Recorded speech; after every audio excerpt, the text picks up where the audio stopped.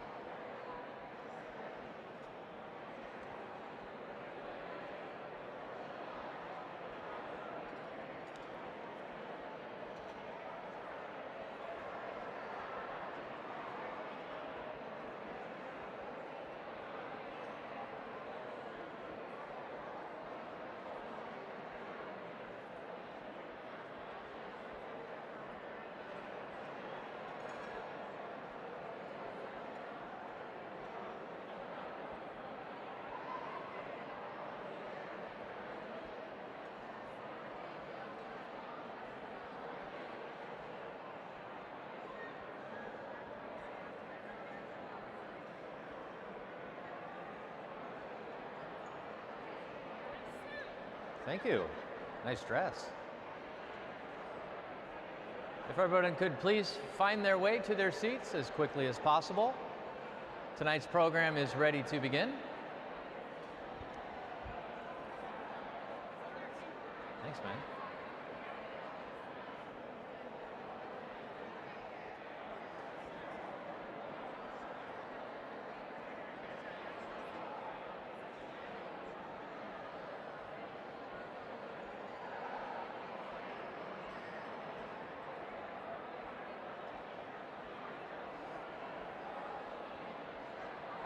And as people are finding their way to their seats, we're going to ask everyone to please minimize all conversation so we can get started here.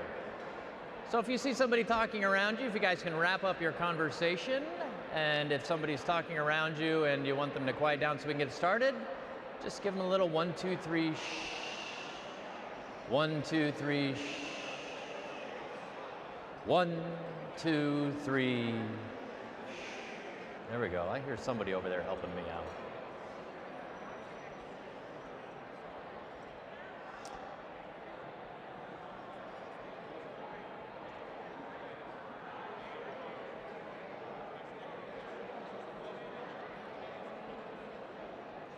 All right, ladies and gentlemen, good evening and welcome to the 45th Anniversary National Legacy Gala of the American Liver Foundation.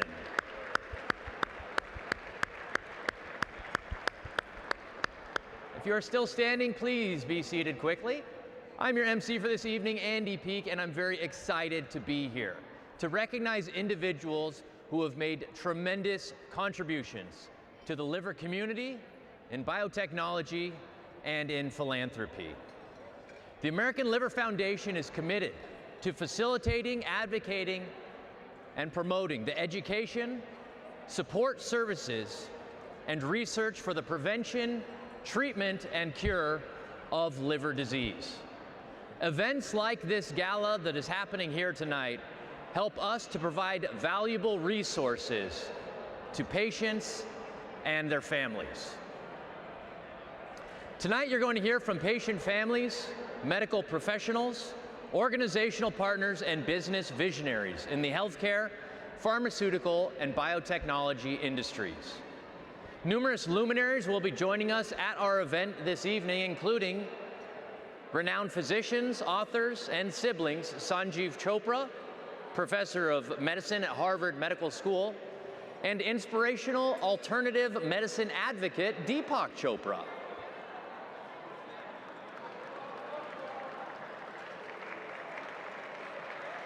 To recognize our attendees who are joining us virtually, let's all take a moment and wave to the camera. Trust me, everybody, they are looking at you right above that exit sign above the room. Everyone, 1, 2, 3, wave at our virtual attendees back there.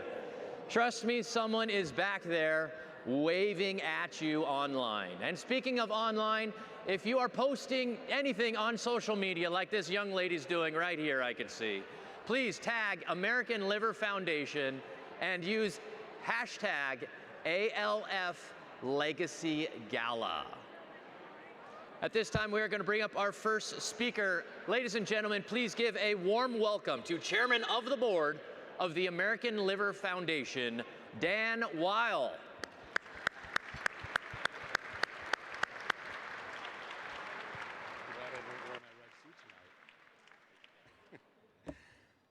Good evening, everyone.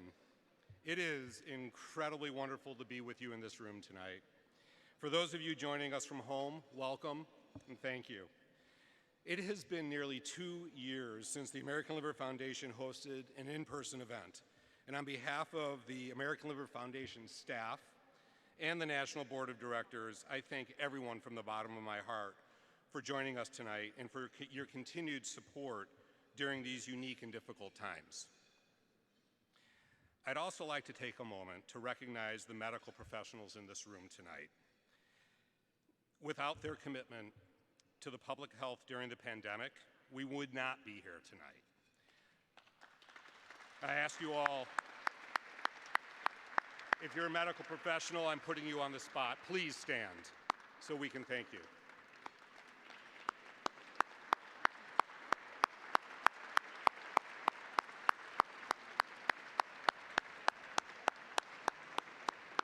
Thank you so much for all you do.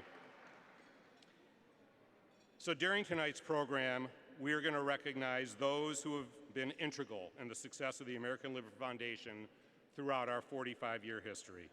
I'd like to start off the program by acknowledging the Honorary Committee and its co-chairs, Bakari and Ellen Sellers.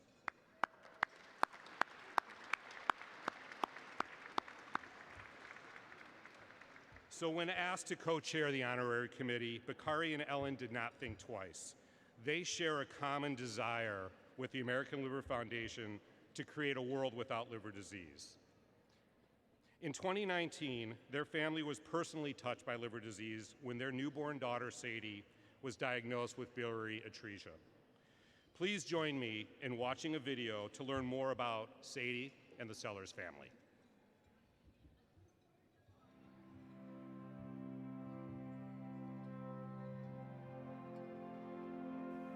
Hi, I'm Ellen Sellers. And I'm Bakari Sellers. And we have a little girl named Sadie who was diagnosed with biliary atresia, and she is a transplant recipient.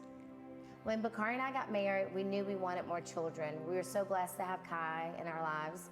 However, we knew we wanted more children, and we faced lots of obstacles getting there.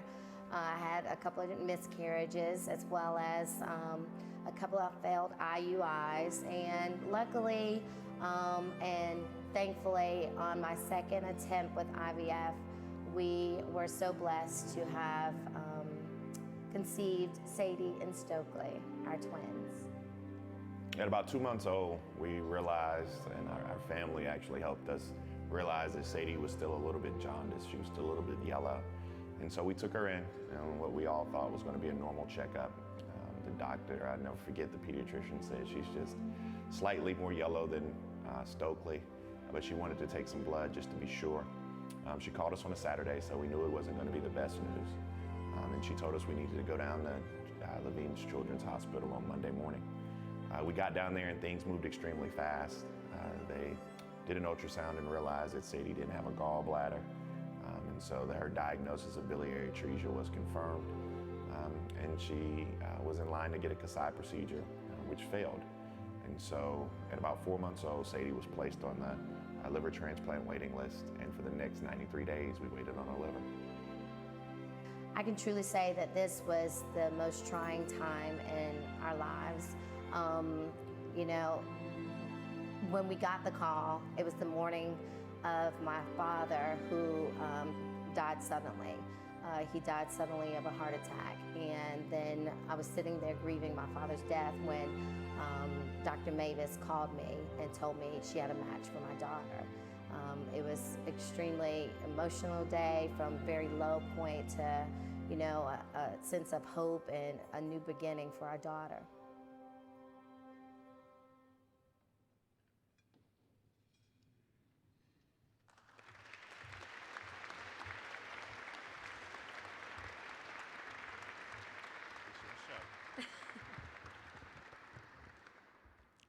Good evening. We are Ellen and Bakari Sellers.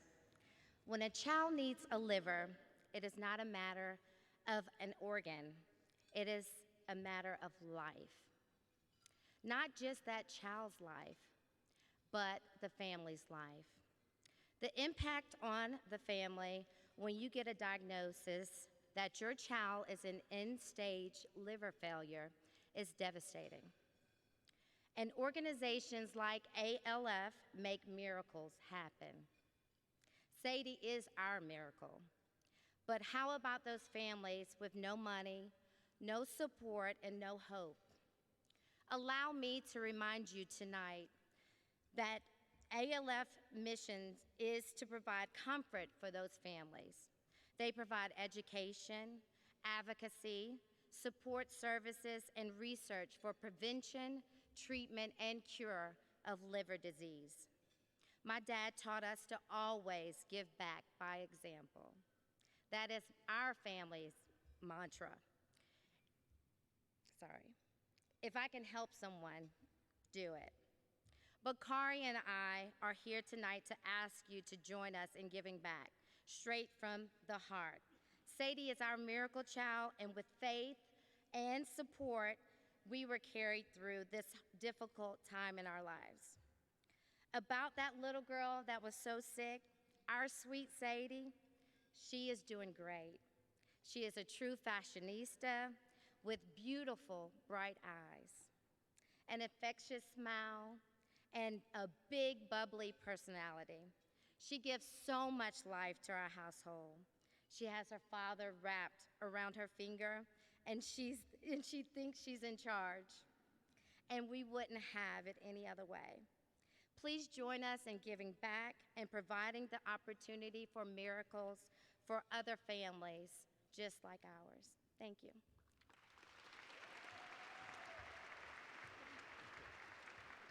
Please give a round of applause. Stand up for my beautiful bride.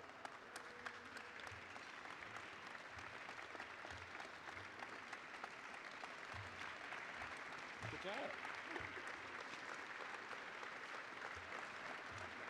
Of course, I designated Ellen as the family speaker because I'm always crying.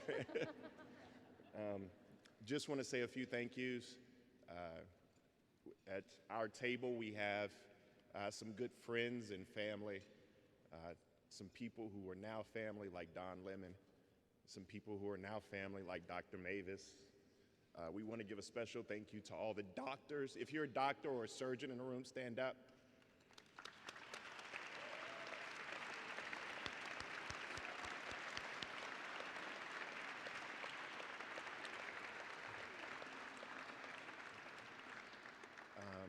And a special thank you to our support system.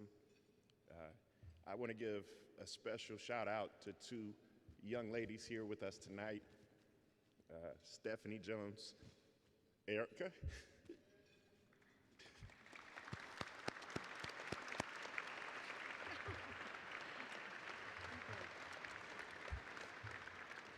And on behalf of Sadie, we love you. Thank you.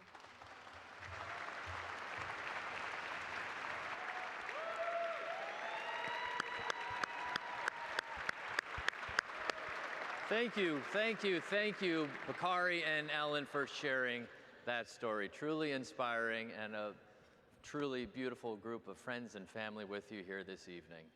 It's stories like Sadie's that are reminders of why we have our goal of raising $100,000 tonight, and that's why it's so important.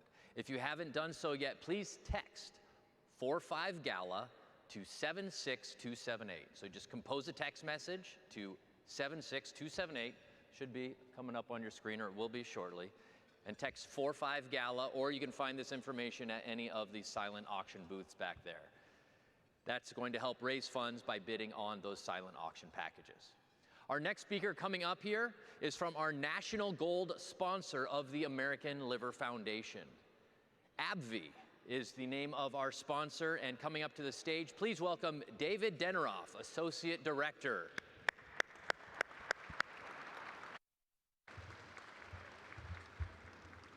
Wow, it's a little different up here. So good evening, everyone. So I had the honor of receiving this recognition on AbbVie's behalf 2 years ago. And as they mentioned, I think that was the last live event that the American Liver Foundation has had. Since then, much in the world has changed, but one thing has remained constant, and that's the unwavering support that the American Liver Foundation provides for patients living with liver disease. For over 40 years, the American Liver Foundation has promoted education, advocacy, support services, and research for the prevention, treatment, and cure of liver disease.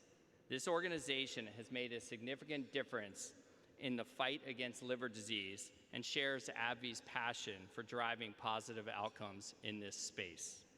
They are truly the voice for 30 million Americans living with liver disease. I've been extremely fortunate to have worked in this space for the last 20 years and have seen firsthand the commitment and impact that the American Liver Foundation has made in communities throughout the United States. To have the opportunity to contribute to their vision makes me so proud, as I'm sure it does everyone in this room. I want to extend a heartfelt congratulations to all of the award recipients this evening.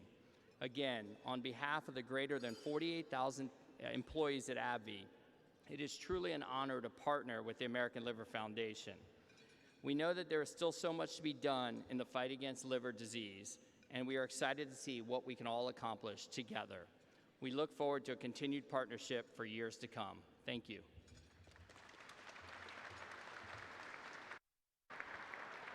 Thank you so much, David. And thank you, AbbVie, for being our national gold sponsor. We also have gold sponsors we'd like to recognize: the Blavatnik Family Foundation, Eisai Pharmaceuticals, Susie and Michael Kerr. Thank you to all of our sponsors for being an integral part of making this event happen and making the future brighter in the liver community. I'd like to remind everyone that our raffle, our silent auction, and our wine poll are going to be continuing for the next hour.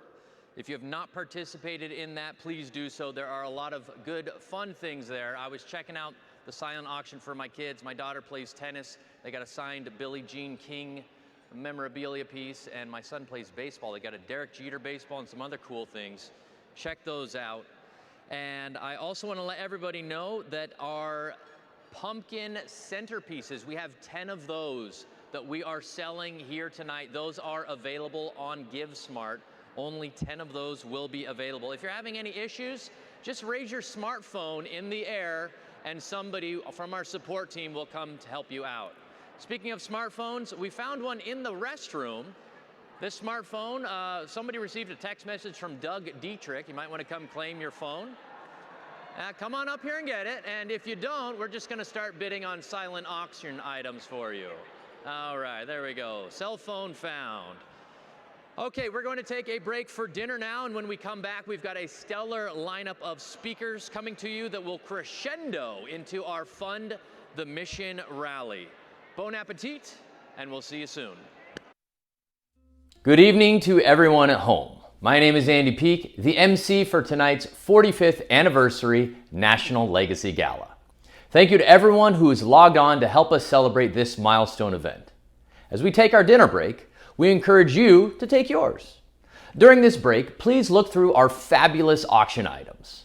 We have some awesome variety in our auction this year, including vacation packages, fine jewelry, sports memorabilia, and numerous experiences in New York City. Our auction will conclude at the end of the program, so make sure to get your bids in. Along with tonight's auction, we are hosting 2 raffles. Our first raffle is our Mystery Purse Raffle, where you can have a chance to win a black Kate Spade tote bag filled with a variety of gift cards, tickets, and experiences. The value of the purse and its contents within the purse total up to over $700. For our second raffle, we're hosting a 1 in 100 raffle. Purchase a raffle ticket for $100 for a chance to win a Peloton bike delivered and assembled to your home. Only 100 tickets are available, so move quickly and purchase them before they're gone. All auction and raffle items can be found on the left side of your screen. The raffle will close at the conclusion of our dinner break. We have a wonderful program following our dinner break. We'll be honoring our 3 award recipients, Dr. Irwin Arias, the Boston Athletic Association, and Dr. James Boyer. Following our award recipients, we will be featuring our patient story of the evening and celebrating our liver champions, Caitlin Balint and Sophie Long. Sophie, a stranger to Caitlin at the time, selflessly donated a portion of her liver to Caitlin in February. We will immediately go into our Fund the Mission appeal following our champion story. The evening will conclude with health advocate physicians, authors, and siblings, Sanjiv Chopra, professor of medicine at Harvard Medical School, and inspirational alternative medicine advocate, Deepak Chopra. The Chopras will take the stage and participate in a panel discussion about liver health. Don't forget to share your live stream experience with us on social media using hashtag ALF Legacy Gala and tagging the American Liver Foundation. We want to see everyone showing their support tonight. Please enjoy your dinner break, and the program will resume shortly.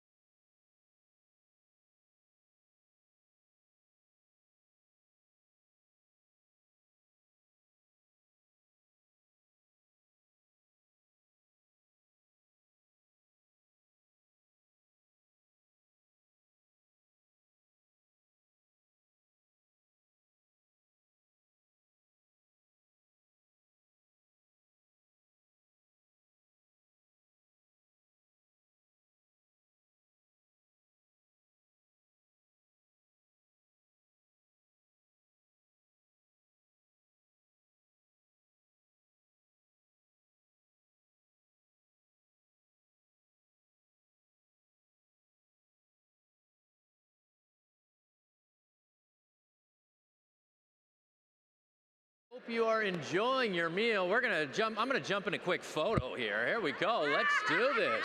Woo! All right, and I'm sure the stage manager back there is saying, what is this guy doing jumping in photos? We got a schedule to keep. So I'm gonna ask everyone to please quiet down. Find your seat, my lovely friends up here taking photos.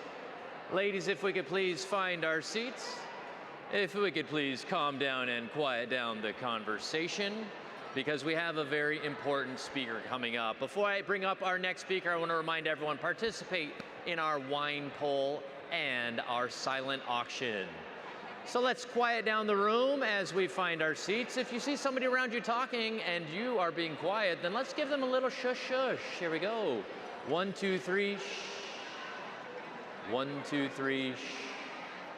1, 2, 3, shh.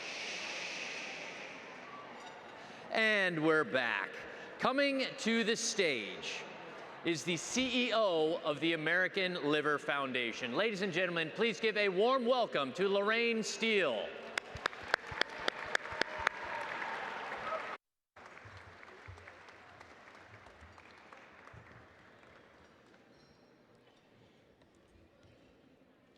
Thank you for joining us for our 45th anniversary National Legacy Gala, our inaugural event. For those of you in the room, it is wonderful to see you, actually see you. No Zoom tonight, but for those who are watching us virtually, we are glad you're here with us. Woohoo! Wasn't that an amazing story shared by our honorary committee leaders, Allan and Bakari Sellers? Allan and Bakari, we are so grateful to you for your support of this event and for all you do for the liver community. Your story touched our hearts. You will be hearing from many others who have remarkable stories to share. After a very difficult 18 months, it's nice to have our liver family come together to rededicate ourselves to our shared vision, a world without liver disease. I'm honored to serve as the CEO of the American Liver Foundation. After being appointed to the NIH's NIDDK Advisory Council, actually representing the world of diabetes, I met a passionate, engaging person in liver disease, Tom Nealon. I was motivated by Tom and the tremendous need that exists in liver disease. After serving as a volunteer and then a consultant for ALF, I became ALF CEO this past January. Tom, I am grateful our paths crossed at NIH so I could continue your legacy. Besides Tom, I wish to acknowledge other important leaders in this organization, including former board chair Nick Jeroma, who could not be with us today, but is joining us on the call. Thank you, Nick. Also, Michael Kerr, who sadly isn't with us due to a death in his family, but who is also on this call. Thank you for being such a great mentor, Michael. And of course, our current board chair, Dan Weil, whom you heard earlier and who ensures that our strong volunteer-staff partnership is effective and productive. Thank you, Dan. Of course, there are so many other national volunteer leaders in this organization who are deserving of recognition. Special thanks to Mike Braunstein of PricewaterhouseCoopers and his group that came down from Boston. Also from Boston, we have the dedicated dynamic duo of Susan and Joe Stone. From Chicago, we have our patient advocate extraordinaire, Dr. Rocky Yap. From Miami, we have Dr. Emmanuel Thomas and also Jean Cotillo in New York, who have both been building our volunteer base for this organization. Through their efforts, we have new national board members, Dr. Ratanya Carr, Peter Cullen, Deb Tully, and Bob Polacchino, who has a whole table here tonight. Thank you, Bob and Gina. We also appreciate the efforts of board members Alan Dorr and Liz Leesman, who are dedicated biliary atresia parents. We're also grateful to Dr. Nicole Smith, a public health professional formerly at the CDC and now involved with us, based in Seattle. So our volunteer program is vast from coast to coast. Patients, caregivers, community leaders, medical professionals.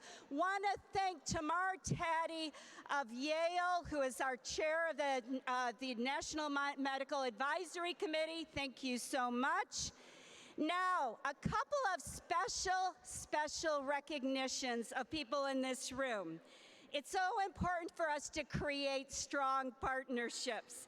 I am pleased tonight we have the CEO of the American Association for the Study of Liver Disease, Matt Duva. Matt, please stand. It is such an honor to have Matt with us, and I am very proud. We want our partnership with AASLD to be quite strong. I'm actually going to be moving and working in the AASLD offices as soon as Washington fully opens up. So I look forward to even partnering with you more, Matt.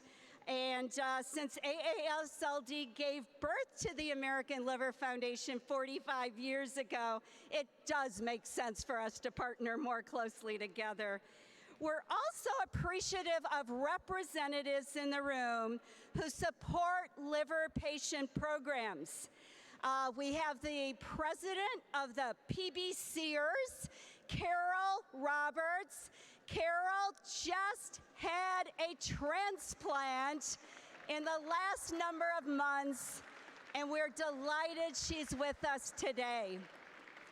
We also are grateful that Dr. Sue Wang, president of the World Hepatitis Alliance, is with us. Sue, thank you for being here. And as we all know, non-alcoholic fatty liver disease and NASH are growing epidemics in this country. We're glad that the executive director, Henry Chang, and chief financial officer, Matt Yust, are with us from the Fatty Liver Foundation. Thank you for being here. So I mentioned to you that my background is diabetes. I am personally very concerned that my former diabetes and obesity worlds are fueling fatty liver and NASH. We must break down silos of disease. These diseases are not siloed in patients. We should not be siloing them. And for that reason, I am so happy that Dr. Robert Gabay, formerly of the Harvard Joslin Diabetes Center and now the Chief Medical Officer of the American Diabetes Association, is with us tonight. So I'm so glad Bob is here as the Chief Medical Officer of the American Diabetes Association. We're going to be doing great things in the months to come. So as you can see, we have many friends and colleagues in the room. We are grateful you have all come together for the 45th anniversary. COVID was very difficult for nonprofits across the globe, including the American Liver Foundation. We took decisive action. Two key leaders I'd like to acknowledge our CFO, David Ticker, who is so key to making ALF move forward in such a productive way, and also would like to acknowledge our former COO, now retired, but an active consultant, Lynn Syme. Lynn, we're so grateful to you and all you've done. We also have a tremendous team of passionate staff members across the country, all working to support patients. I'd like to acknowledge our events team, Kelly Smith, Mary Stenger, Elise Jackson, Sarah Morovich, and Brittany Nicole, and other staff, including Alicia Epish, Mary Beth Reich, and Christine Rhodes. They have done an outstanding job pulling this event together, which truthfully 30 days ago, we weren't sure we were gonna be in person. Thankfully, we are. Patients are the center of our universe. We have great plans for the future, including a rollout of a new program that will engage the liver patient community in all 50 states. Thank you, Cynthia, out there. It's so important that from coast to coast, we think liver, we think life. I'd now like to introduce Dr. Allan Walkoff, who will present our first honoree. Dr. Walkoff has been a dedicated physician working with ALF for decades. In 2015, Dr. Walkoff was named ALF Physician of the Year. He has served as a leader for ALF both locally and nationally.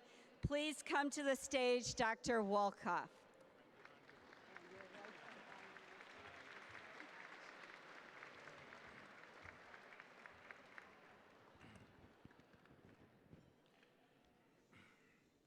Thank you. Ladies and gentlemen, colleagues and friends, it is my pleasure to introduce Dr. Irwin Arias, who is the recipient of this year's ALF Lifetime Achievement Award.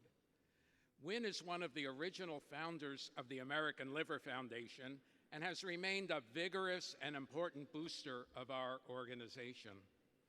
He has been astute enough to recognize that finding cures for liver diseases must come from a fertile academic mix in which basic scientists can interact with physicians and their patients. He has dedicated his career to bridging this gap between researchers in the lab and physicians in the clinic, continually building bridges to link basic biology to insights into pathobiology and treatment of human disease.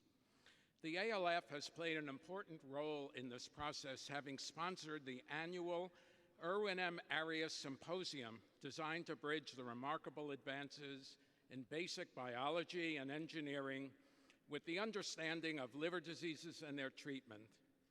This symposium is now in its 31st year, a remarkable achievement attributed largely to Win's vigor and ability to entice a who's who list of speakers from across the globe. These speakers have served as role models for the many junior investigators and physicians who have attended this event over the years, many of whom themselves have become leaders in the field and symposium speakers. This might be likened to the process of liver regeneration. On a personal note, I first met Win as a medical student at Einstein in 1970, and he got me so enthusiastic about the liver that I am still working on it many years later. I am proud to have been an ALF Arias Symposium speaker, and I'm truly grateful to him for setting me on the path to an enormously exciting career. I can only liken Win to a supercharged Energizer bunny. he remains to this day full of energy and ideas. His dedication to the ALF and the field of hepatology is unparalleled, and I am truly touched and honored to be here to bestow on him this richly deserved Lifetime Achievement Award. And Win, where are you?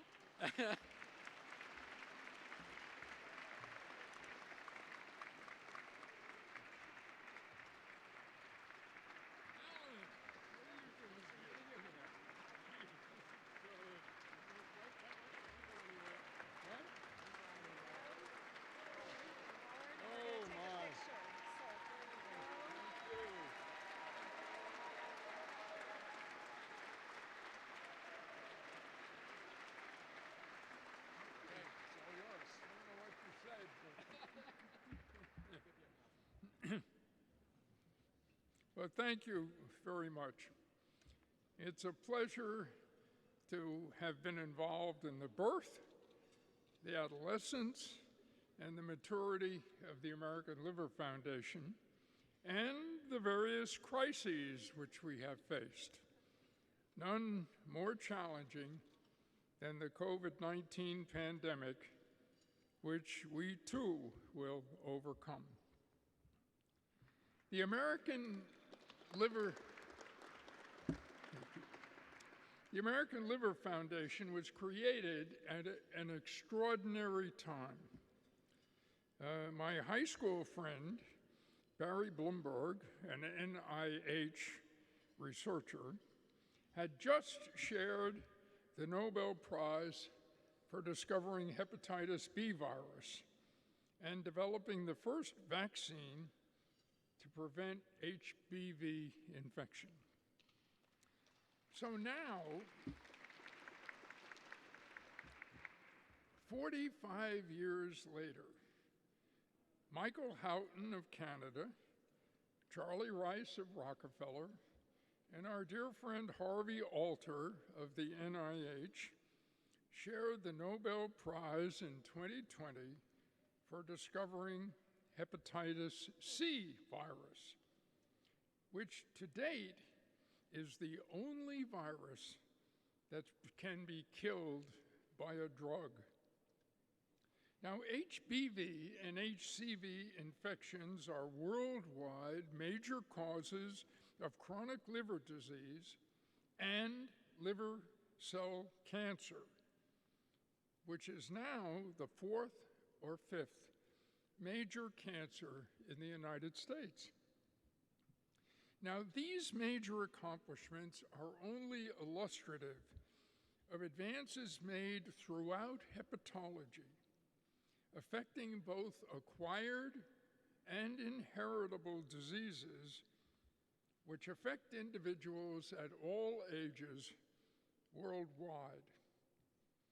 Improved prevention, detection, and treatment are the result of the incredible advances in basic biologic and engineering sciences and their eventual translation into medicine. The American Liver Foundation facilitates this translation by supporting young basic and clinical scientists and primarily in communicating information and advice for patients and their families. The ALF network of national chapters has been critical in this process. Now, we should all recognize that the incredible progress in biologic and engineering sciences continues at, frankly, a dizzying pace. In the near future, advances in genomics, informatics, bioengineering, and cellular molecular biology and immunology will increase our understanding of all diseases, including those of the liver, and dramatically change medical practice. Thus, the challenge for the American Liver Foundation is to anticipate these events and redouble our efforts at all levels. I greatly appreciate this award for lifelong achievement. However, in a larger sense, the award is for the hundreds of individuals who have given time, effort, and support throughout the life of this outstanding organization. We should all look forward to exciting times of opportunity and commitment which lie ahead. Thank you again.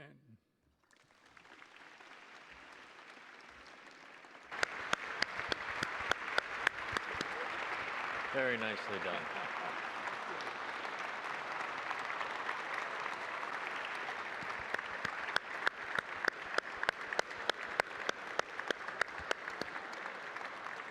Thank you, Dr. Arias.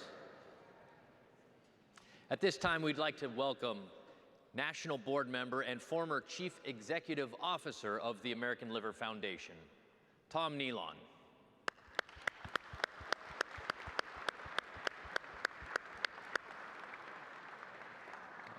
Somebody better get the shepherd's hook out. There he is. All right, once again, Tom Nealon.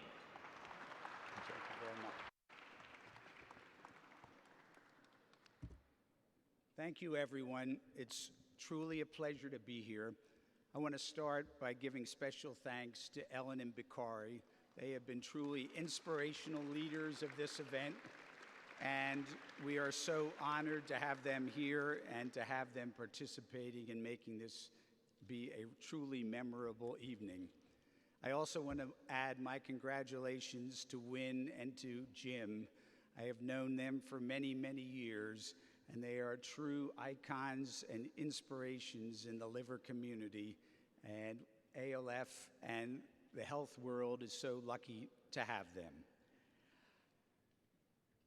The Boston Athletic Association is a nonprofit organization that was established in 1987. Its mission is to promote healthy lifestyle through sports, especially running.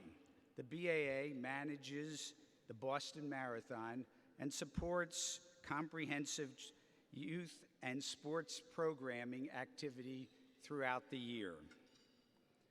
Thanks to the Boston Marathon's official charity program, more than $400 million has been raised for nonprofit and charitable organizations in the Boston area. The BAA's official charity program started in 1989 with a single charity participating. That was the American Liver Foundation. Today, it features upwards of 40 organizations raising more than $30 million annually. Over the last 30 years, thousands of ALF marathon runners have run the historic Boston Marathon course in honor of or in memory of a loved one whose life has been affected by liver disease while raising money to support ALF's mission. I told everybody I was not going to get emotional, but it's sort of hard not to. It was actually 20 years ago this month that I first got involved with the American Liver Foundation through the New England division when I got the bright idea that I was going to try to secure a bib number to run in the 2002 Boston Marathon. What started for me as merely a bucket list adventure, and Margie reminded me regularly that that was what I had suggested was the plan, became along the way something much deeper and more meaningful. It was a totally life-changing and life-engrossing experience. I was a member of that ALF marathon team annually until 2014. It was in 2004 I was patient matched with a 2-year-old boy named Zachary Rue, who was born with biliary atresia, a rare pediatric liver disease. Zach and I became a team, and together, over the next 10 years, we raised nearly $2 million for the American Liver Foundation.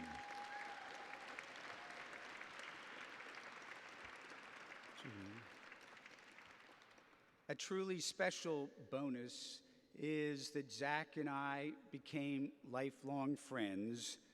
We refer to each other as BFFs. He is now a sophomore in college, and we FaceTime together regularly. Recently, when we were talking, he said, "Tom, I need to tell you this. I can't remember a time in my life that you were not part of that." I have seen firsthand how ALF's 30-year relationship with the Boston Athletic Association and the Boston Marathon has both supported and sustained ALF's efforts on behalf of liver patients and their families, and helped in our fight against liver disease by raising more than $40 million.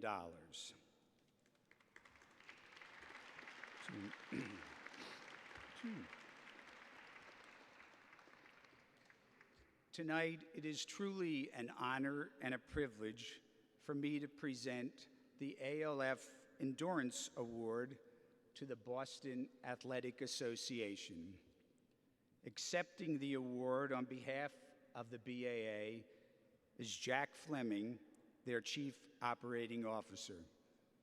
Please give him a round of applause.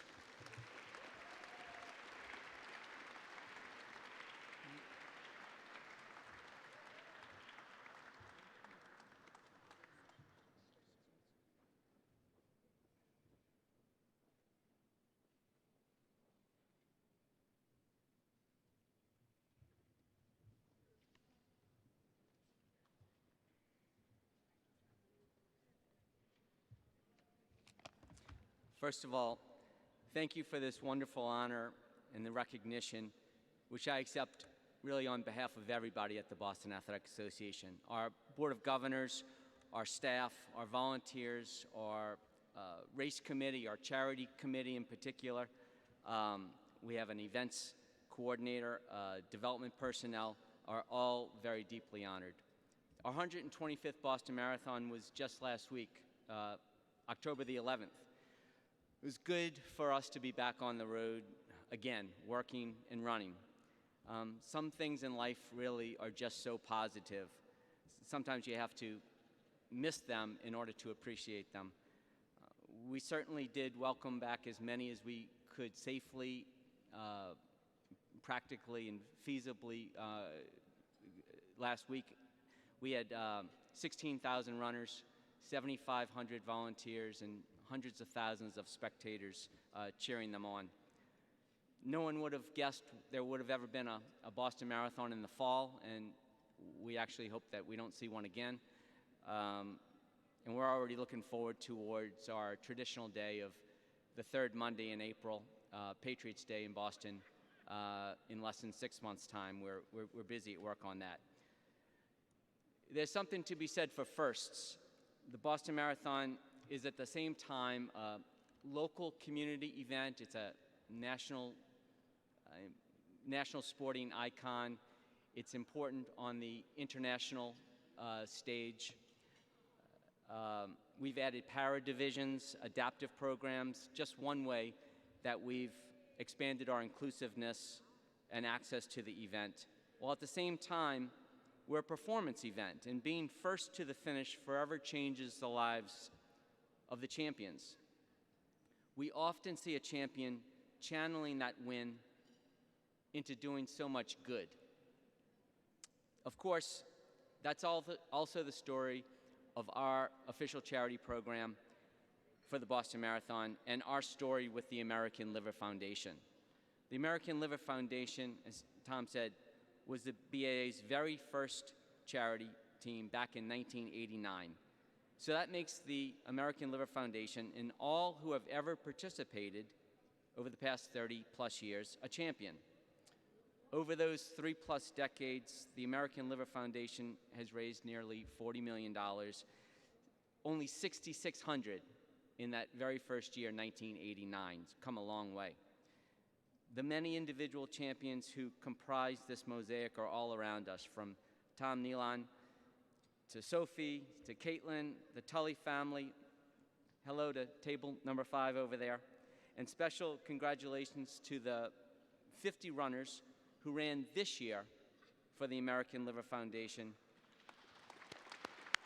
They just joined Boston's honor roll, and they too are part of this legacy.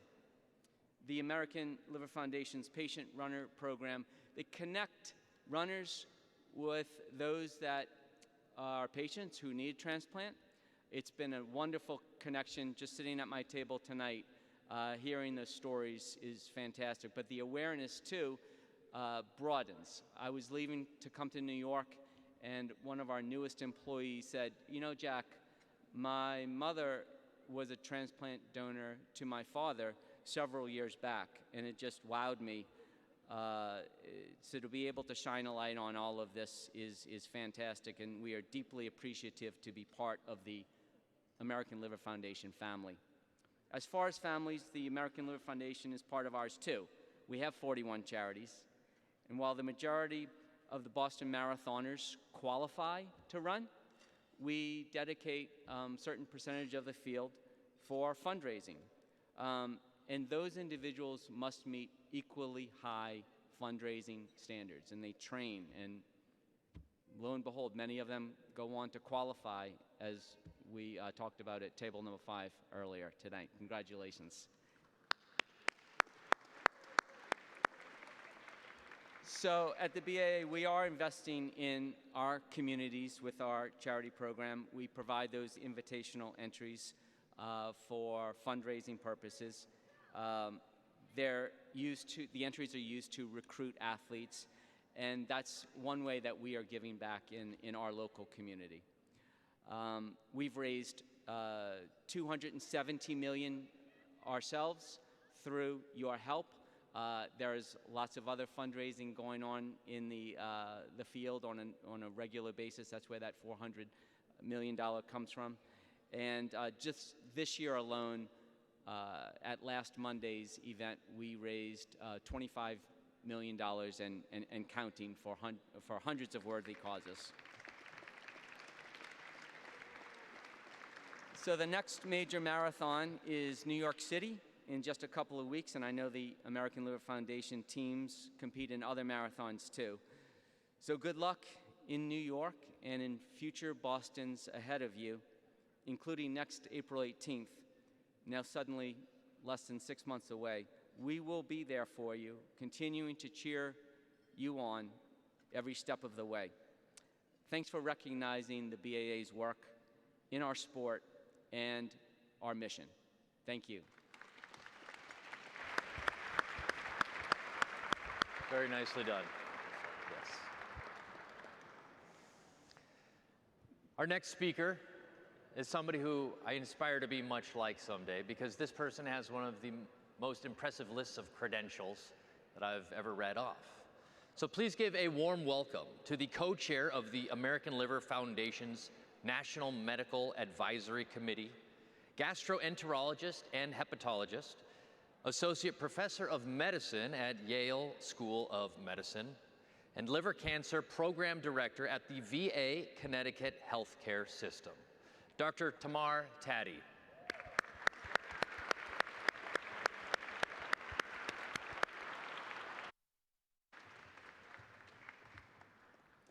Hi, everyone.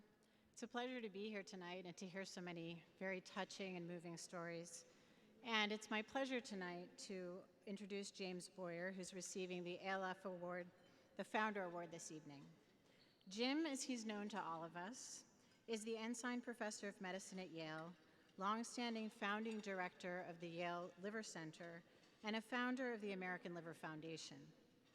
He's a world-renowned physician scientist and a pioneer in the field of hepatology, and specifically the study of bioformation and transport. He's also a beloved mentor, colleague, husband, father, and grandfather. Jim is a visionary. He ran a busy and productive lab at the cutting edge of new developments and ideas in science that was funded for over 50 years. He trained many of the present-day leaders in the field, to whom he imparted his sense of excitement and wonder, not just in science, but in the joys of life as well. He united the section of digestive diseases at Yale, which he ran for 15 years, and had the vision to develop the Yale Liver Center, an NIH-funded center of excellence in hepatology, which attracts brilliant scientists from all over the globe to conduct cutting-edge research in liver disease. When it comes to academic achievement, Jim has surpassed what most would ever hope for. And in the process, he's been a founder of many things and laid the foundation for the next generation of hepatologists. At the foundation of these brilliant achievements is a wonderful human being, a man who is wise and caring, a physician who cares for his patients and not just their livers, and who has always understood that the doctor-patient relationship is a partnership. In the mid-1970s, as the field of hepatology and specialty societies were just in their infancy, he and others saw the need for an organization that would advocate for patients, support their needs, and serve as a clearinghouse of information and education. The American Liver Foundation was born from these ideas. In Connecticut, Jim fostered a strong group of committed volunteers to develop a thriving local presence for the ALF, and over the years, he's recruited many gifted volunteers to the national board to ensure the growth and development of the foundation, now in its 45th year. Jim himself has twice served as chairman of the national board. Forbes describes a founder as a person of creativity and innovation, determination, native intelligence, and a sense of fearlessness.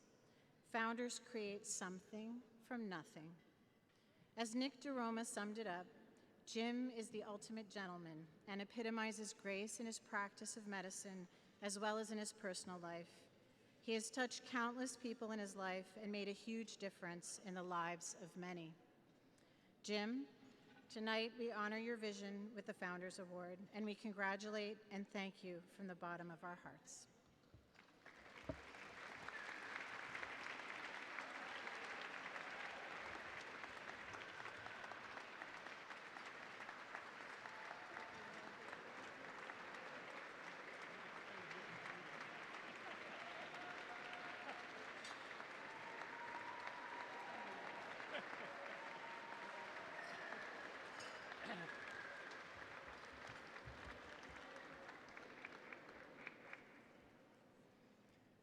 Well, thank you, everyone. Thank you, Tamar, for these overly generous remarks.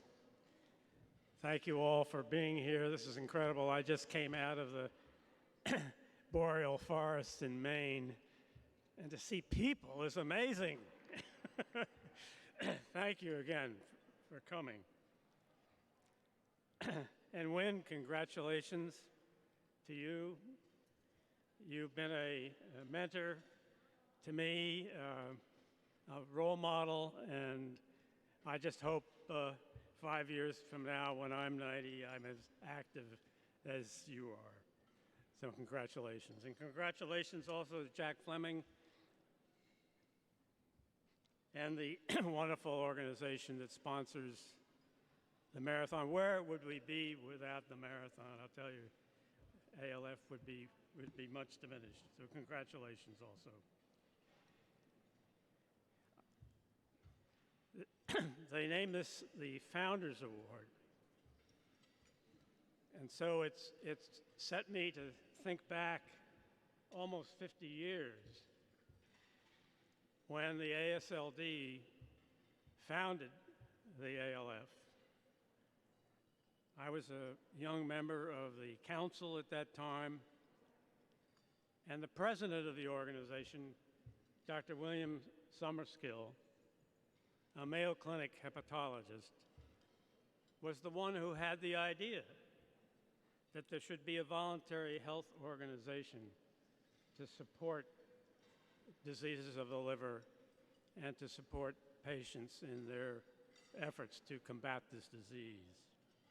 And he appointed a development committee, of which there were 5 or 6 members. The chairman of that committee was Dr. Burton Combs, who's no longer with us, from Dallas. I think John Sr. definitely was a member.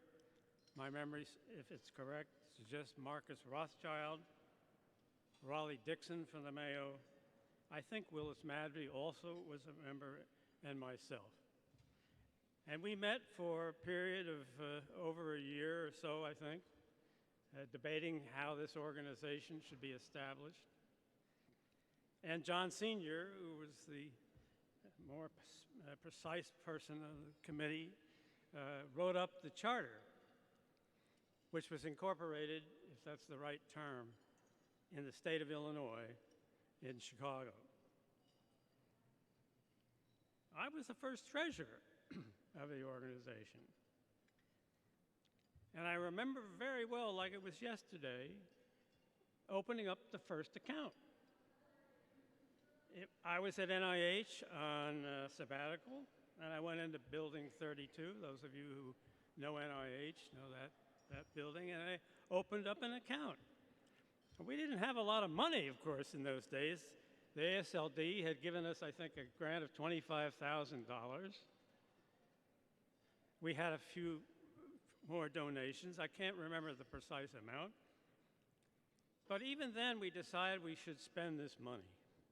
We shouldn't sit on this small nest egg that we had.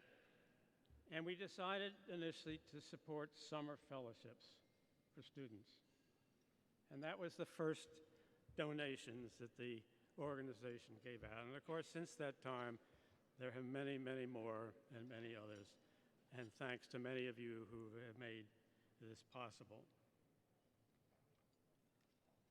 Looking back over this period of time, it's very hard to believe that almost 50 years have passed and that I have been involved in one way or another with this wonderful organization.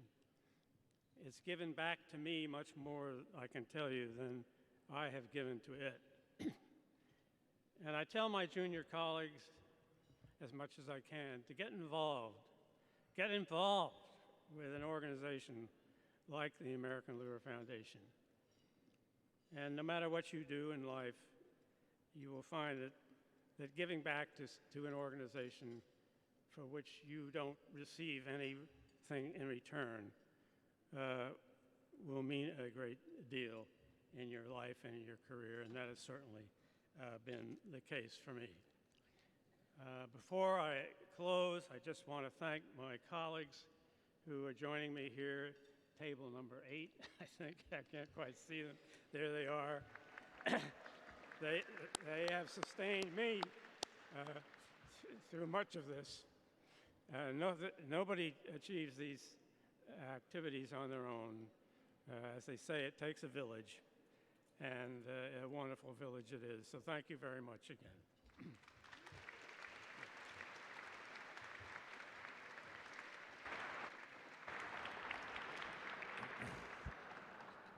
Thank you, Dr. Boyer, for sharing not only your stories, but also so much of yourself to the American Liver Foundation. And please give a big round of applause to all of our honorees and the efforts they've put towards the American Liver Foundation.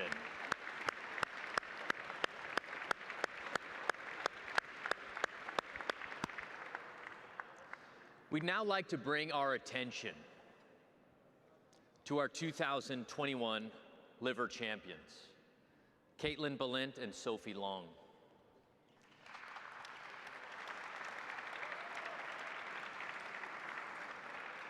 Last week, Bill Pitto from MSG Networks had a chance to sit down with Caitlin and Sophie and listen to this incredible, truly incredible, you guys are not going to want to miss this, life-saving act of kindness by Sophie. Please. In every state, in every city, at the crack of dawn, or after a long day at work. A shared commitment to keep on going, faster, stronger, healthier. Each runner has their own story. The road can take unexpected turns, a potentially fatal disease, then a medical miracle with a hero you never expected to meet.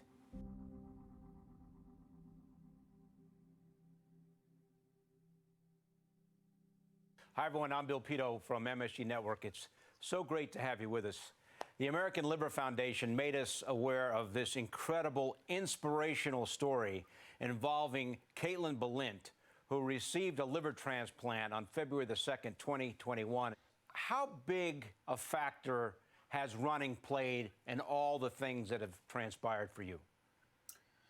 Running has been a huge part of my life. When I started playing soccer, I was always running to try to stay in shape. When I was diagnosed with autoimmune hepatitis when I was 17, I wasn't allowed to play soccer anymore, so I turned to running. In college, I just continued to run every day. My counselor saw me running and was like, you need to try out for the cross-country team. So I tried out. I ended up being #1 on the team, #2 in my conference, and 54th in the nation. I told her she had to stop playing soccer because her spleen was enlarged, and any trauma to the abdomen could risk rupturing the spleen. How rare is it to be diagnosed with autoimmune hepatitis at the age of 17? It's not a common disease, so it's rare in that sense, but it's not rare in terms of autoimmune hepatitis. Autoimmune hepatitis is basically my body's rejecting my liver. So my own antibodies are attacking the liver and they see it as a foreign object. I was always hopeful that they could control it with medication, but deep down, I kind of always knew I would end up with a transplant. I referred her to my colleague, Kim Toe, who's a transplant hepatologist, and she wanted to evaluate her for a transplant. When they tell you need a liver transplant, you just kind of want to get it over with, and waiting is not like easy. Let's say hello to Sophie Long. She donated her liver to Caitlin back on February the 2nd, 2021. How did you become aware of Caitlin's story? I first saw Caitlin's story when the boss of the running store that I used to work at shared Caitlin's Facebook page. It was just one of those things that I couldn't get out of my head. And I had researched it throughout the day. And then that night I talked to my parents and kind of said, this is the story. And I'd really like to try and be her donor. What did your parents say when you went to them and said, hey, I want to donate my liver? They could tell that I was serious about it and that I wasn't just going to let it go. It wasn't something that they could convince me otherwise. And so I think that they got on board once they kind of really figured that out. I went to the running store. I told my husband I was going to go let Megan, the owner, know my surgery was scheduled, that they found a donor.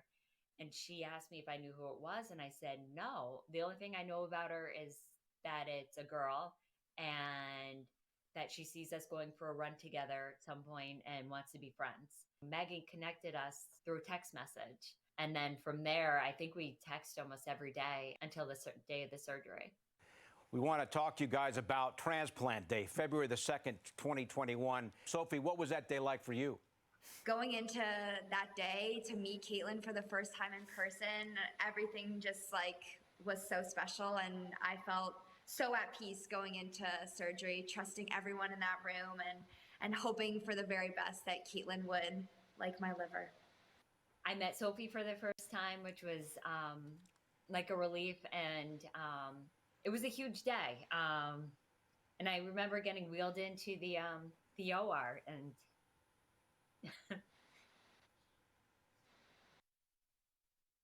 I was discharged 6 days later. I think Sophie was 5 days, but so far, so good after that. I'm running now. Caitlin and I ran for the first time May 2nd, so exactly 3 months after the surgery. It wasn't really until June, I think, where I felt more recovered and started training and stuff.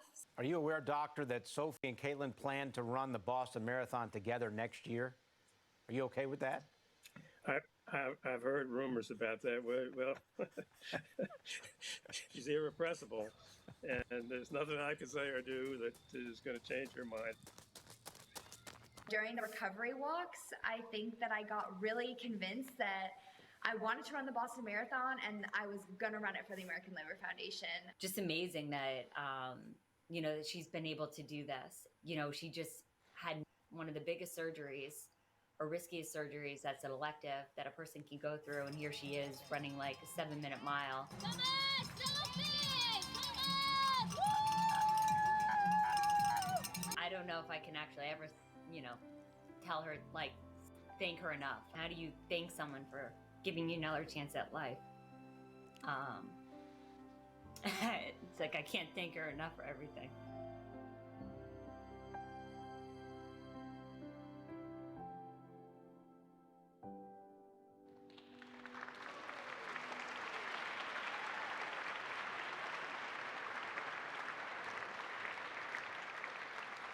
Thank you, Madison Square Garden Networks, Matt Feynman and Steve Mars for creating this video. It's incredible. Sophie was, and is, 25 years old and performed such a selfless task. Sophie, Caitlin, if you could please stand. A big round of applause for Sophie and Caitlin.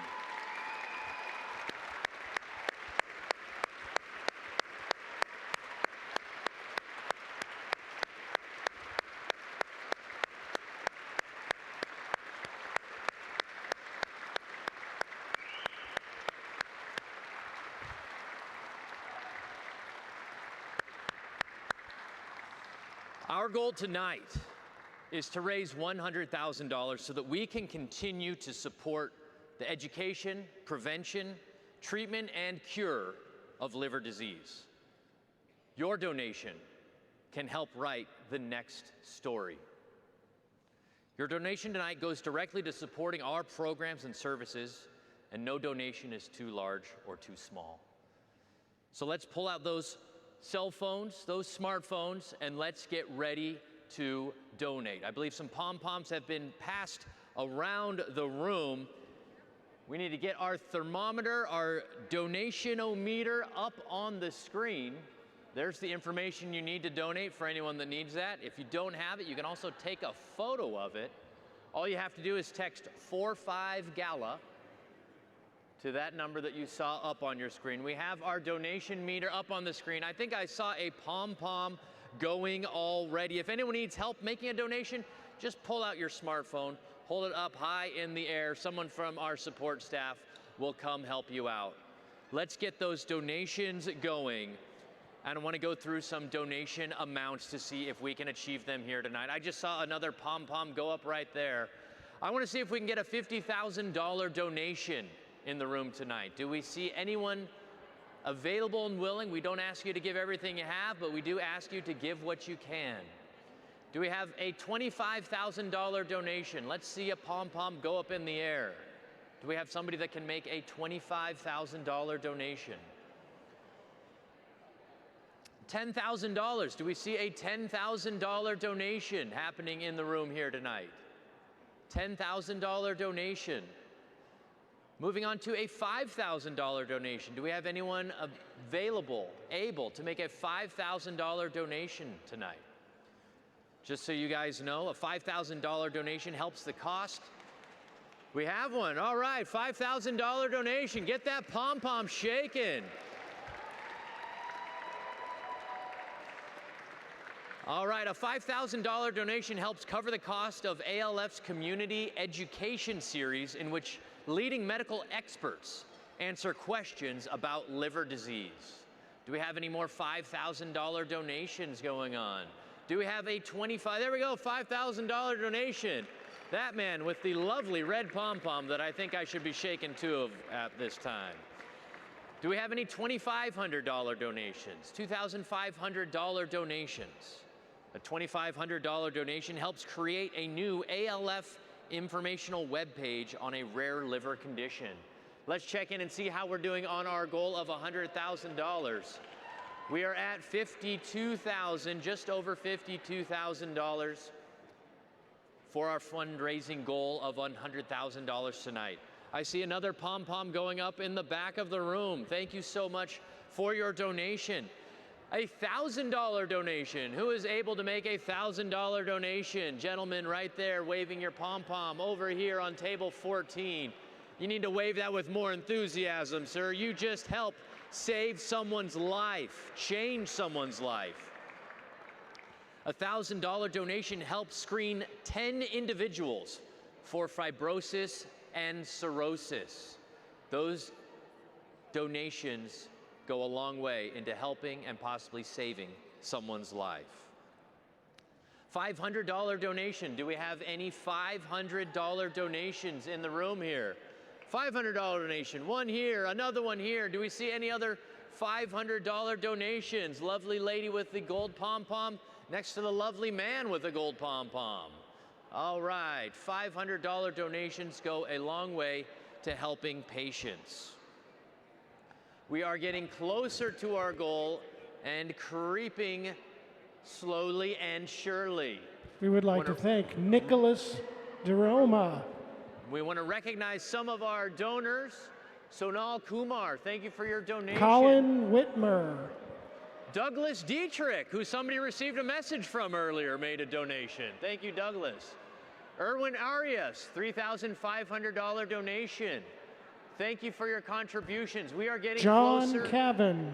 We are getting closer and closer to our goal. Let's keep those donations coming in. Rosemary Sirico, thank you, Rosemary, for your $1,000 donation. Venkat Srinvasan, Robert thank you. Palakino. Adam Wolfson, $1,000 donation. Thank you, Adam Wolfson, for your contribution. Keep those donations coming in and contributing to saving lives and helping us get to a world where we can cure liver disease. Luis Arias, $1,000 donation. Thank you so much, Luis, for your contribution. Tanya Buckmelter, $100 donation. Thank you, Tanya. John Cavan, thank you, John Cavan. $1,000 donation. Nicholas DeRoma, $2,500. Alan Dorer, $4,500 donation. Thank you, Alan and Michael Dorer. Joan Gordon, $3,000 donation. Thank you, Joan Gordon. Sanjiv Gupta, $1,000 donation. Thank you, Sanjiv. Let's continue to make those donations, keep those donations coming in and getting us closer to our goals. $250 donation. Arias. If you can make a $250 donation, that helps us reach 1,000 people with important information about liver cancer risk factors. A $100 donation covers the cost of 2 support group sessions for liver patients and their families. And if you're even willing, if you can only give a $20 donation, that allows our helpline to take the next call. That's right. No donation is too small or too large. Let's keep those donations coming in as we are climbing on our donation meter. Something we're going to do to help get us closer to our goal and hopefully to it. That's right, ladies and gentlemen. I've got this fine bottle of wine right here, and you might be wondering what this is and what's going on. Well, we are down to a last person standing. We want to see those donations keep coming in, but I want to announce that our final person making a $100 donation, minimum $100, you can still donate more, is going to receive this 2001 Chateau Latif Rothschild bottle of wine valued at $1,044. That's right, as long as it's a donation of $100, you could win this bottle of wine valued at over $1,000. So let's see those donations coming in. We have our counters over there seeing who is our last $100 donation. Let's keep those donations coming in. We have donation from Lopa Mishra. Thank you, Lopa. Nadia Ovchinsky. Thank you, Nadia. Nancy Rue, $2,500. We are almost at $80,000. Remember, our final donation of at least $100 will be winning this bottle of wine. It's a Chateau Latif Rothschild 2001. And if you need anyone to drink this bottle of wine with you, feel free to see me after the show. I'll give you my number, and we will arrange that to happen. Let's see those donations coming in. John Mark Nimitz, $500 donation. Thank you so much, John Mark, for your donation. As those donations keep coming in, let's see if we can continue to get closer to our goal. Let me check in with the stage. Are we close to our final $100 donation yet?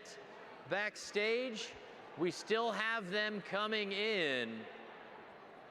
Let's see those donations keep coming in.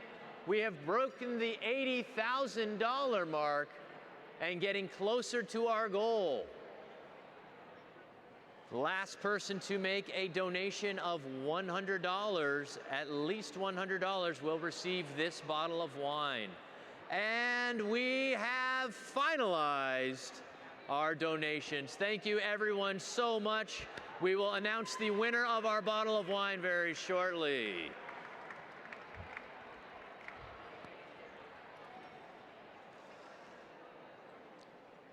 All right, at this time, I want to announce the winner of our mystery purse raffle. That's right, we had a nice bag full of goodies. And the winner of our mystery purse raffle is John Alpin. John Alpin, where are you in the room? All right, big round of applause for John Alpin. Congratulations on that. All right, that concludes our silent, our silent auction is going to be finishing up soon. Our silent auction and wine poll are finishing up soon and are going to remain open for just a few more minutes. Also, be sure to claim that pumpkin centerpiece on your table. At this time, please welcome back to the stage, Dan Weil.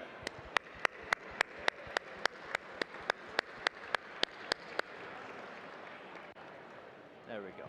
Thank you again. Yes, thank you. Eddie. Okay, this has been an amazing night so far. Everybody take a deep breath. I don't know about you, I feel like this is a little bit of a marathon, but it's a great one. So, we have an exciting next event. I am so thrilled to be given the honor to introduce the Chopra brothers, Sanjiv and Deepak Chopra, and to be included in a discussion focusing on various liver topics and insight to what led to their prestigious medical careers. Dr. Sanjiv Chopra is professor of medicine and served as faculty dean for continuing medical education at Harvard Medical School for 12 years.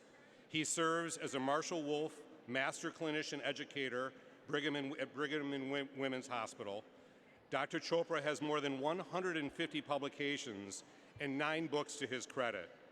Dr. Chopra is editor-in-chief of the hepatology section of Up to Date, the most widely used electronic textbook in the world, subscribed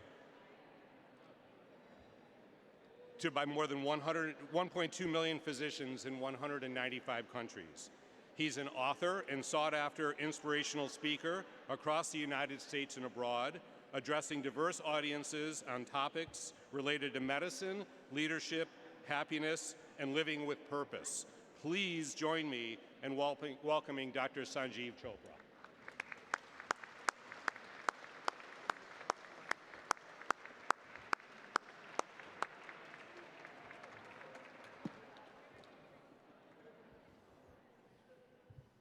Well, now that I've introduced the younger brother, and I love introducing the younger brother before the older brother because I am a younger brother,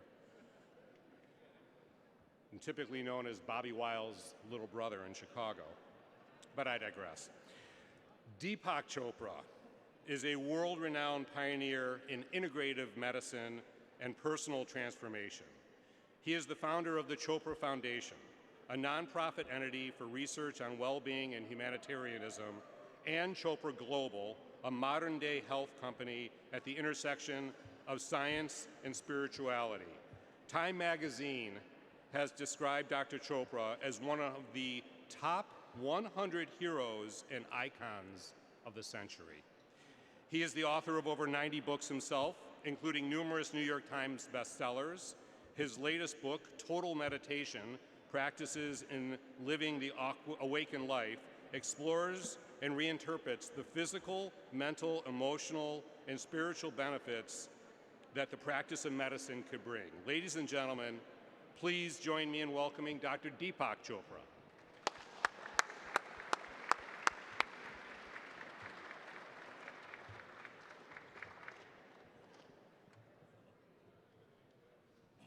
Okay, I've got my notes. I don't want to miss anything.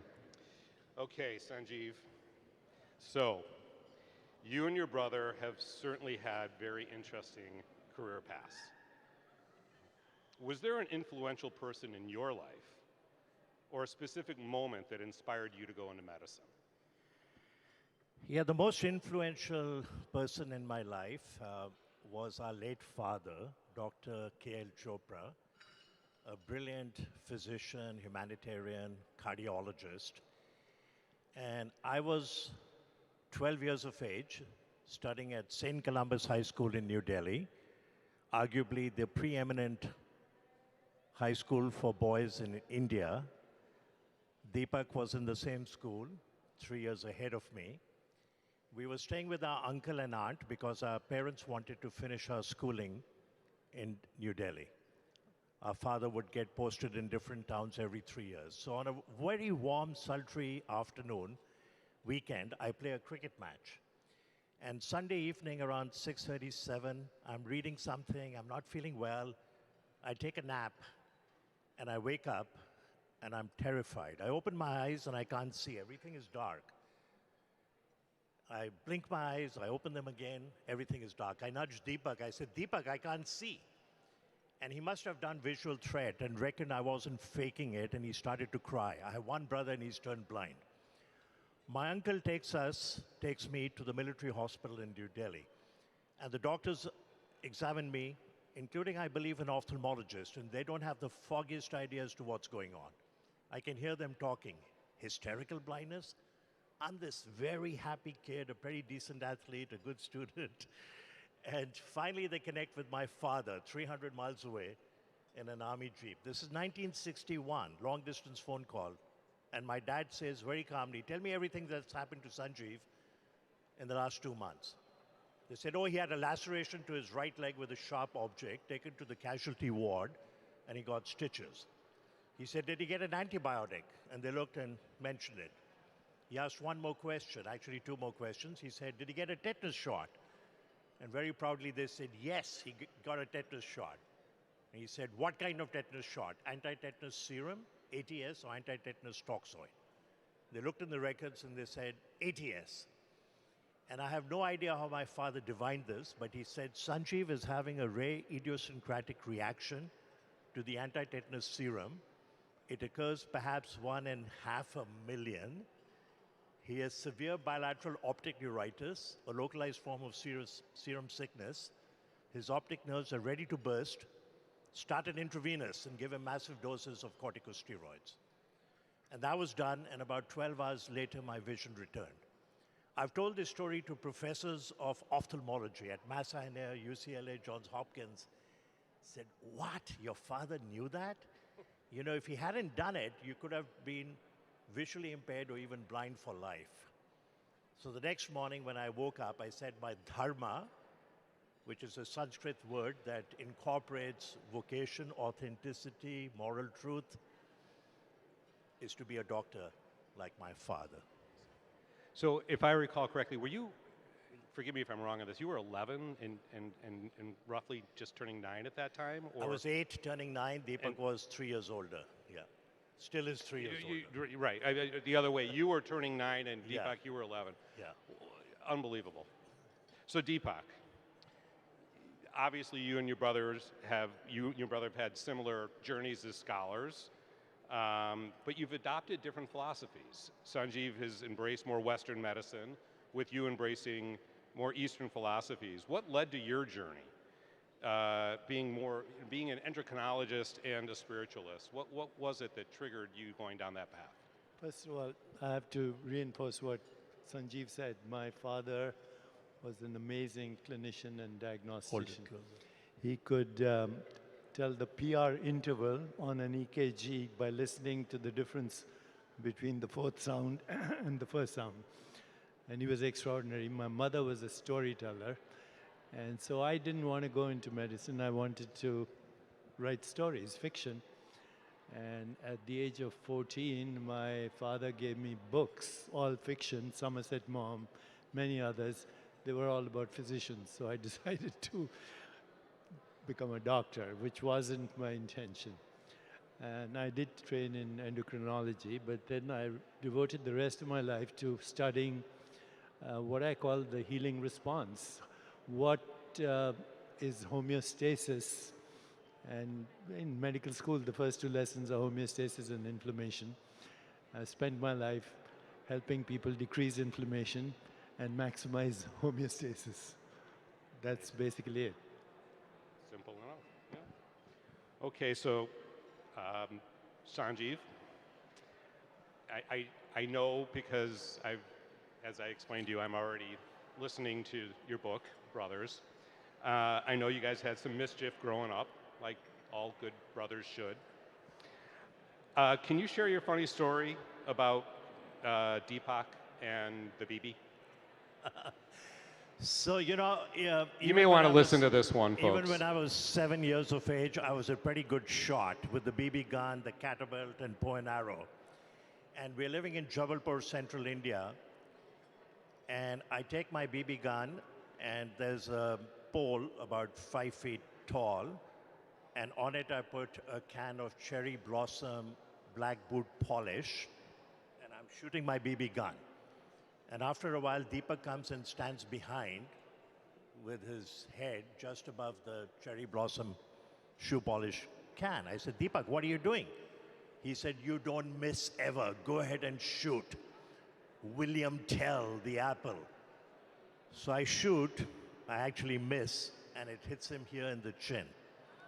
And he's bleeding. And he says, now we're going to go and tell mom and grandma that I tripped and a piece of barbed wire nicked me in the chin.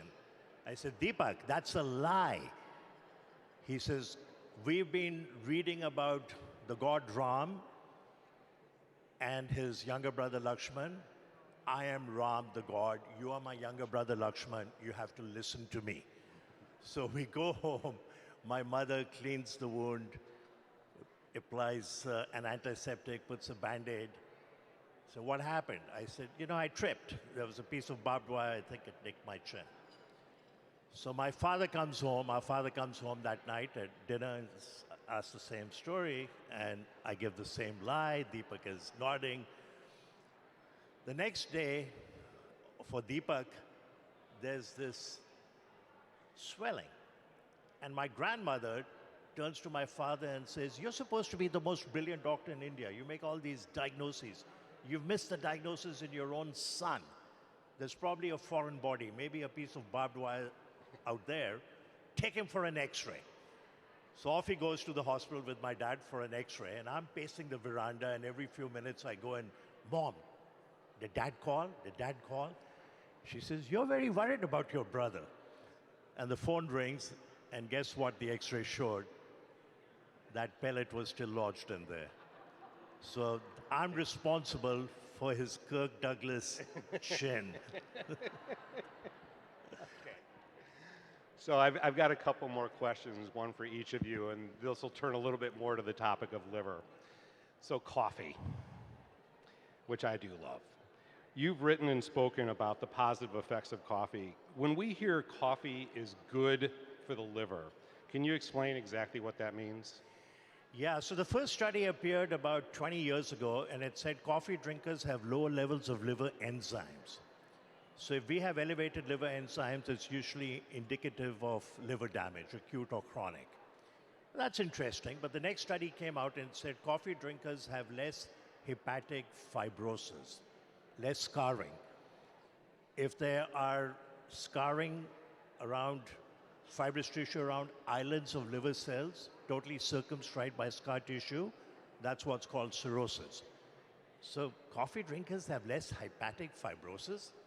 The next study came out that patients with chronic liver disease who drink 2 cups of regular coffee a day, 50% reduction in hospitalization and mortality from chronic liver disease. Chronic liver disease afflicts maybe 1.5 billion people in the world. And then primary liver cancer, we heard about that, is now the 3rd leading cause of cancer mortality in the world. And in 11 countries, including Egypt and Mongolia, it is the #1 cause of cancer mortality. And if you drink 2 cups of regular coffee a day, 40% reduction in liver cancer mortality. None of these studies have been sponsored by Starbucks. They are mechanistic explanations. At the end of my shoelace, there's a piece of plastic. At the end of our chromosomes, we have something called telomeres. Elizabeth Blackburn, brilliant scientist, together with 2 other colleagues, got the Nobel Prize in Medicine Physiology in 2009 for a work on telomeres and telomerase. So now I want you to listen carefully. Increased caffeine intake is linked with shortened telomeres. Shortened telomeres means accelerated cellular aging. Who has shortened telomeres? Mothers of chronically severely disabled children. Caregivers of people with Alzheimer's. Who has longer telomeres? People who exercise, people who meditate, people on the Mediterranean diet, and people who drink coffee. So increased caffeine intake is linked with shortened telomeres. Increased coffee intake is linked with longer telomeres. It's not the caffeine. Coffee has 1,000 constituents. It lowers the risk of 7 common cancers: Parkinsonism, Alzheimer's, diabetes, cirrhosis, alcoholic cirrhosis. A recent study, patients with advanced and metastatic colon cancer who drink coffee, including decaf, have improved disease-free survival. JAMA Oncology. And it's dose-dependent. 2 cups better than 1, 3 better than 2. So it's truly the magical elixir. It's a superfood. 2.25 billion people in the world consume coffee. So, doctor's orders. Waitstaff, if you haven't already served everybody coffee, please do so. Okay, so Deepak, mindfulness as a personal practice. Is mindfulness as a personal practice only helping people to think more clearly about their health, or is the practice bringing about better health? And here's why I'm asking. The American Liver Foundation recently highlighted an exercise offered to a group of people with primary biliary cholangitis, PBC, who experienced severe levels of fatigue. They were led on an 8-week mindfulness training program and encouraged to continue the practice beyond the guided sessions on their own. 5 to 6 months later, more than half of the participants said that their fatigue levels fell below what is even considered moderate. Can you talk about this? So yeah, I'm familiar with that study, but Sanjiv mentioned Elizabeth Blackburn, and we just finished publishing a study with her in Nature. Mindfulness, 1 week, increased telomerase by 40%. There's no drug that does that, to my knowledge. And when we presented this data, we also presented other data which showed that all the genes that cause self-regulation and homeostasis went up some 17-fold, and all the genes that cause or are associated with Alzheimer's, heart disease, many kinds of autoimmune diseases went down. When Eric Schott presented this data at a conference, somebody asked him, do you practice mindfulness? He said, no.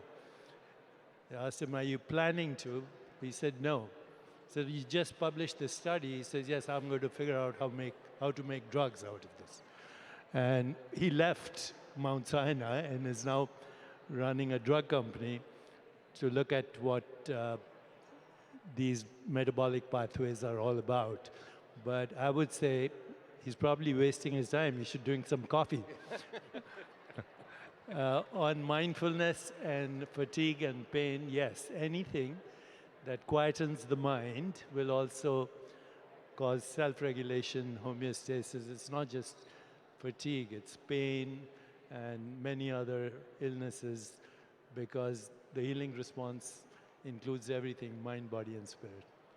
I just add a very quick sentence. Deepak and I and our wives and our kids have been meditating for many, many years. We started meditating about 40 years ago. And I was saying you should meditate once a day. And if you don't have time to do that, you should meditate twice a day. Absolutely.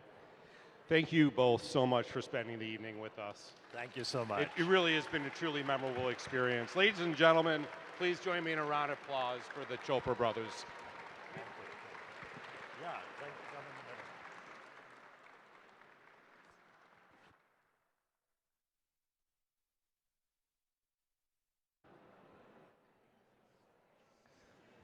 All right, thank you for all of our speakers, for this group panel discussion that happened right here, and for all of you for being here and making tonight happen. I have an announcement to make. The winner, the last person to make at least $100 donation for this over 1,000 bottle of wine, Jaya Abkasis. Jaya, where are you? Are you in the room? Jaya, waving her hands in the back. Come on up here. Get your bottle of wine. All right. Congratulations. Come on up here. As we wrap things up, I want to remind everybody and invite everybody to stay in the room, mix and mingle in our afterglow, where you can make new friends and hang out with people like Caitlin and Sophie, the Sellers and the Chopras. Our silent auction might have a few items remaining, so definitely take a look at that. You don't want to miss out on what might be available. Come on up here, Jaya. Come on up here. To collect... Haya. Pardon me. Haya. Come on up here, Haya. To collect your silent auction items, please visit the check-in, check-out desk where you came in there. Haya, thank you for your donation, for your contribution, and for everything that you've done and for being here. The world needs more people like you. All right, a big round of applause for Haya and for all of you for being here tonight. Thank you so much. Remain happy, healthy, safe, and drink 2 cups of coffee tomorrow morning.